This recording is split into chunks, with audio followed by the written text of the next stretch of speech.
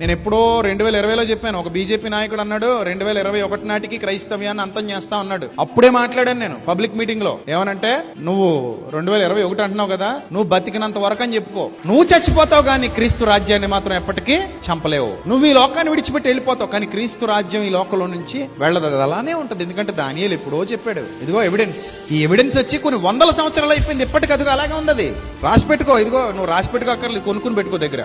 మొన్న ఎవరో ఇంకొక అతను అన్నాడు పిచ్చి మాట, కామెడీ డైలాగ్. నేను చచ్చిపోయే సమయానికి ఒక చర్చ అయినా మిగిలిపోద్దేమో అని భయపడిపోతున్నాను, బాధపడుతున్నాను, సినిమా డైలాగులు చెప్పాడు. అతను చచ్చిపోతాడు ఏదో రోజు. అతను చచ్చిపోతాలో కూడా క్రైస్తవం అలాగే ఉంటది, చర్చలు అలాగే ఉంటాయి. ఇంకా చర్చలు ఎక్కువ అవుతాయి తప్ప తగ్గవు. ఇలాంటి పనికిమాలి శపథాలు చేయకండి, అనవసరంగా రిగ్రెట్ ఫీల్ అవుతారు. మీ తాతలు దిగొచ్చినా అవదది. ఏదో అక్కడ ఉన్నోళ్ళు హడావుడి కొద్దీ ఆ చప్పట్లు కొట్టడానికి తప్పితే క్రీస్తు రాజ్యాన్ని అంతం చేయటానికి దేవుడు తప్ప, దేవుడే నిలబెట్టాడు కాబట్టి ఇంకా ఎవ్వడు రాలేడు. క్రీస్తు రాజ్యం ఎప్పటికీ నిలిచి ఉంటుంది. ఎప్పటికీ ఆ పునాదిని ఎవ్వరూ కదపలేరు. ఇది దైవ శాసనం.